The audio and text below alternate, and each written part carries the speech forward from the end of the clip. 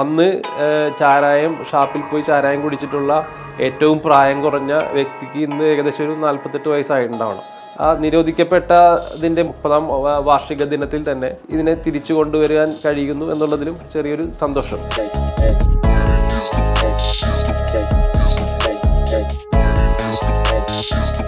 എൻ്റെ ഒന്നാമത്തെ പ്രൊഡക്റ്റാണ് ഇതിൻ്റെ എല്ലാം തുടക്കം, ആയുർവേദ് എന്ന് പറയുന്ന ബൊട്ടാണിക്കൽ ലിക്കർ. എന്നാൽ അതൊരു പ്രീമിയം സെഗ്മെൻ്റ് ആണ്. അപ്പോൾ സാധാരണക്കാർക്ക് കുടിക്കാൻ പറ്റിയ ഒരു പ്രൊഡക്റ്റ് നിങ്ങൾക്ക് ഇറക്കിക്കൂടെ എന്ന് ആളുകൾ ചോദിക്കാൻ തുടങ്ങിയപ്പോഴാണ് മറ്റൊരു പ്രൊഡക്റ്റിനെ കുറിച്ച് ആലോചിച്ചത്. അങ്ങനെ ആ ആലോചന ചെന്നെത്തിയത് ഏറ്റവും ഒടുവിൽ ചാരായത്തിലേക്കാണ് എന്നുള്ളതാണ് എൻ്റെ വസ്തുത. പഴയ ചാരായ തൊഴിലാളികൾ, അതുപോലെ എക്സൈസ് വകുപ്പിൽ ജോലി ചെയ്തിരുന്ന ഉദ്യോഗസ്ഥർ, വ്യവസായികൾ, ഇങ്ങനെയുള്ള ആളുകളായിട്ടെല്ലാം സംസാരിക്കുകയും അന്നത്തെ ചാരായം എന്തായിരുന്നു, എങ്ങനെയായിരുന്നു അത് ഉണ്ടാക്കിയിരുന്നത്, എന്തായിരുന്നു അതിൻ്റെ ടേസ്റ്റ് എന്നൊക്കെ അവരിൽ നിന്ന് ചോദിച്ച് മനസ്സിലാക്കുകയും ചെയ്തു. ഏകദേശം അന്ന് ഷാപ്പിൽ പോയി ചാരായം കുടിച്ചിട്ടുള്ള ഏറ്റവും പ്രായം കുറഞ്ഞ വ്യക്തിക്ക് ഇന്ന് ഏകദേശം ഒരു 48 വയസ്സായിട്ടുണ്ടാവണം. അപ്പോൾ 48-ൽ താഴെയുള്ള ആരും ഒഫീഷ്യൽ ചാരായം കുടിച്ചിട്ടുള്ള ആളുകളല്ല. അന്നുണ്ടായിരുന്ന ഈ 33% ആൽക്കഹോൾ അടങ്ങിയ ചാരായം മൊളാസിസിൽ നിന്നും ഉണ്ടാക്കുന്ന ഒരു ഉൽപ്പന്നമായിരുന്നു. അതെങ്ങനെയായിരുന്നു അവർ കൊടുത്തിരുന്നത്, അതിൻ്റെ ഫ്ലേവർ എന്തായിരുന്നു എന്നൊക്കെ മനസ്സിലാക്കി അതേ കോപ്പി, അതിൻ്റെ അതേ ഫ്ലേവറിൽ അന്നത്തെ ചാരായം എന്തായിരുന്നു അതേ ചാരായം തന്നെ മറ്റ് ക്രിയേറ്റീവായിട്ടുള്ള ഫ്ലേവേഴ്സ് ഒന്നും ചേർക്കാതെ അന്ന് നിരോധിച്ചത് എന്താണോ അതേ രുചിയിലും ആൽക്കഹോൾ പെർസെൻറ്റേജിലും എല്ലാം ഇന്ന് തിരിച്ചു കൊണ്ടുവരിക എന്നുള്ളതായിരുന്നു ഉദ്ദേശിച്ചത്.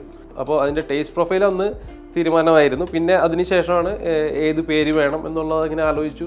അങ്ങനെയുള്ള ആലോചനയ്ക്കിടയിലാണ് എന്തുകൊണ്ട് ചാരായം എന്നുള്ള പേര് തന്നെ ആയിക്കൂടാ എന്ന് വിചാരിക്കുന്നത്. ആദ്യം പോളണ്ടിൻ്റെ ട്രേഡ് മാർക്ക് എടുത്തു. അതിനുശേഷം ഏറ്റവും കൂടുതൽ മലയാളികൾ താമസിക്കുന്ന ഒരു രാജ്യം എന്ന് പറയുന്നത് UK ആണ്. അപ്പോൾ അവിടെയും ട്രൈ ചെയ്തു. അവിടത്തെയും ട്രേഡ് മാർക്ക് നമുക്ക് അനുവദിച്ചു തന്നിട്ടുണ്ട് അവിടുത്തെ അധികാരികൾ. ഇനിയിപ്പോൾ ഇത് എത്രയും പെട്ടെന്ന് ഇത് ലോഞ്ച് ചെയ്യുക എന്നുള്ളതാണ്. അപ്പോൾ അതിനുവേണ്ടി നമ്മൾ തിരഞ്ഞെടുത്ത ദിവസം April 1, 2026 എന്നുള്ളതാണ്. ആ ദിവസമാണ് ഒറിജിനൽ ചാരായം നിരോധിച്ചതിൻ്റെ 30ാം വാർഷികം. ആ നിരോധിക്കപ്പെട്ടതിൻ്റെ 30ാം വാർഷിക ദിനത്തിൽ തന്നെ ഇതിനെ തിരിച്ചു കൊണ്ടുവരാൻ കഴിയുന്നു എന്നുള്ളതിലും ചെറിയൊരു സന്തോഷം.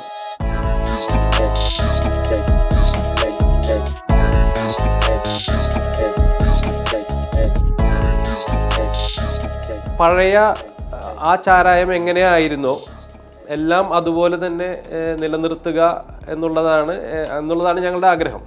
അപ്പോൾ അതിനുവേണ്ടി പലതരത്തിലുള്ള കുപ്പികൾ ഞങ്ങൾ പരിശോധിച്ചിരുന്നു. അപ്പോൾ പണ്ട് ചാരായം കഴിച്ചിട്ടുള്ള ആളുകൾ, അല്ലെങ്കിൽ പണ്ട് ചാരായ ഷാപ്പിൽ പോയിട്ടുള്ള ആളുകൾ, അവരുടെയൊക്കെ അനുഭവത്തിൽ നിന്നും അവരോട് ചോദിച്ചതിന് ശേഷമാണ് എങ്ങനെയായിരുന്നു അന്നത്തെ കുപ്പി.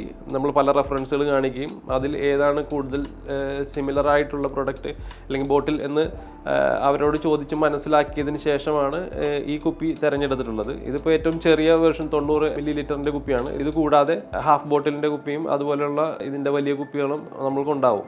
നമ്മളിതിൻ്റെ പല വേർഷൻസ് ഓഫ് പ്രൊഡക്ട്സ്, നമ്മൾ പല സാമ്പിൾസ് ഉണ്ടാക്കിയിട്ടുണ്ടായിരുന്നു. നമ്മളുണ്ടാക്കിയ സാമ്പിൾസ് കേരളത്തിലേക്ക് കൊണ്ടുവന്ന് ഇതുപോലെ കുറച്ച് പ്രായമുള്ള ആളുകളെ കൊണ്ട് അത് ട്രൈ ചെയ്യിച്ചു. അതിൽ ഏത് പ്രൊഡക്റ്റാണ് ആക്യുറേറ്റ് ആയിട്ടുള്ളത്, അല്ലെങ്കിൽ ക്ലോസർ ടു ആക്യുറസി എന്ന് പറയാം, അതിനോടടുത്ത് നിൽക്കുന്ന പ്രൊഡക്റ്റ് ഏതാണെന്ന് വിലയിരുത്തി അത് തിരിച്ച് പോളണ്ടിലേക്ക് കൊണ്ടുപോയി നമ്മുടെ മാസ്റ്റർ ഡിസ്റ്റിലറിനെ കാണിച്ചു. എന്നിട്ട് ഇതാണ് കുറച്ചുകൂടി അടുത്ത് നിൽക്കുന്നത് എന്ന് പറഞ്ഞു. അങ്ങനെ ഒരു 2-3 തവണ നമ്മളിത് പരിശോധിച്ചതിന് ശേഷമാണ് പഴയ ചാരായത്തിൻ്റെ ഫ്ലേവറിലേക്ക് എത്തിച്ചേർന്നിട്ടുള്ളത്.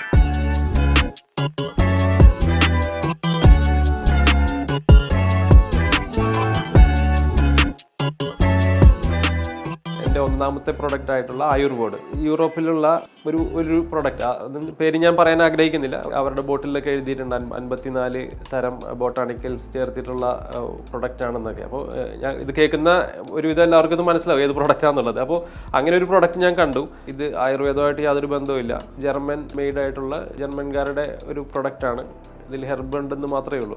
അപ്പോഴാണ് ഞാനത് ചിന്തിക്കാൻ തുടങ്ങിയത്. ഇതിൻ്റെ ഇൻഗ്രീഡിയൻസ് നോക്കുമ്പോൾ ഇതെല്ലാം നമ്മുടെ കേരളത്തിലുണ്ടാകുന്ന ഏലക്കായയും അങ്ങനെയുള്ള നമ്മളുടെ സ്പൈസസ് ചേർത്തിട്ടാണ് ജർമ്മൻസ് ഇത് ഉണ്ടാക്കിയിട്ടുള്ളത്. പ്രധാനപ്പെട്ട എല്ലാ രാജ്യങ്ങൾക്കും അവരുടേതായിട്ടുള്ള ഒരു ബോട്ടാണിക്കൽ ലിക്കറുണ്ട്.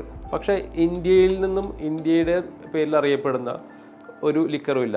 പക്ഷെ നിങ്ങൾ പരിശോധിച്ചാൽ ഈ പറഞ്ഞ എല്ലാ ലിക്കറിനകത്തും ഉപയോഗിക്കുന്ന സ്പൈസസ് ഇന്ത്യയിൽ നിന്നാണ് പോകുന്നത്. പക്ഷേ എനിക്ക് മദ്യത്തിനെ കുറിച്ചുള്ള അറിവ് വളരെ പരിമിതമായിരുന്നു. ഞാനത് പല സുഹൃത്തുക്കളോടും, ആൽക്കഹോൾ ഇൻഡസ്ട്രിയിലുള്ള സുഹൃത്തുക്കളോടും അതുപോലെ ആയുർവേദത്തിൽ ബന്ധപ്പെട്ട് ജോലി ചെയ്യുന്ന ആളുകളോടും ഒക്കെ ഞാനത് പങ്കുവച്ചിരുന്നു ഈ ഒരു ഐഡിയ. ഒരു ക്യൂരിയോസിറ്റിയുടെ പുറത്ത് അതിൻ്റെ പുറകെ പോവുകയും 2024 കൂടി നമ്മളതിൻ്റെ ഒരു ഫൈനൽ റെസിപ്പിയിലെത്തുകയും 25 അത് പുറത്തിറക്കുകയും 25 സെൻട്രൽ യൂറോപ്പിലെ ഏറ്റവും വലിയ മത്സരങ്ങളിലൊന്നാണ് വാർസോ സ്പിരിറ്റ് കോമ്പറ്റീഷൻ. അപ്പോൾ അതിനകത്ത് ബൊട്ടാണിക്കൽ വോഡ്ക കാറ്റഗറിയിൽ, നമ്മൾ വോഡ്ക ബേസ്ഡ് ആണ് നമ്മുടെ ലിക്കർ. അപ്പോൾ ഹെർബൽ വോഡ്ക കാറ്റഗറിയിലാണ് നമ്മൾ മത്സരിച്ചത്. അപ്പോൾ ആ കാറ്റഗറിയിൽ ഗോൾഡ് മെഡൽ കിട്ടുകയും ചെയ്തു. അതായിരുന്നു ഒന്നാമത്തെ പ്രൊഡക്റ്റ്. അപ്പോൾ ആ പ്രൊഡക്റ്റിൻ്റെ പ്രവർത്തനങ്ങൾക്കിടയിലാണ് ഈ ചാരായം എന്നുള്ളൊരു ഐഡിയ കൂടി വന്നത്, ഇപ്പോൾ പുറത്തിറങ്ങാൻ പോകുന്നത്. ഇത് കേരളത്തിൽ നിരോധിച്ചതാണ് നിയമപരമായി. ഇപ്പോൾ ഞാൻ താമസിക്കുന്ന പോളണ്ടിലാണെങ്കിലും അല്ലെങ്കിൽ ഇതര യൂറോപ്യൻ രാജ്യങ്ങളിലാണെങ്കിലും അവരെ സംബന്ധിച്ചിടത്തോളം ഇതൊരു ബിസിനസ് മാത്രമാണ്. അവർക്ക് ഇതിൽ മറ്റ് എതിർപ്പുകളൊന്നും തന്നെ ഉണ്ടാവാൻ ഉള്ള സാധ്യതയില്ല, ഉണ്ടാവേണ്ട കാര്യമില്ല. കാര്യം ഇത് 33% മാത്രം ആൽക്കഹോളുള്ള പ്രൊഡക്റ്റാണ്.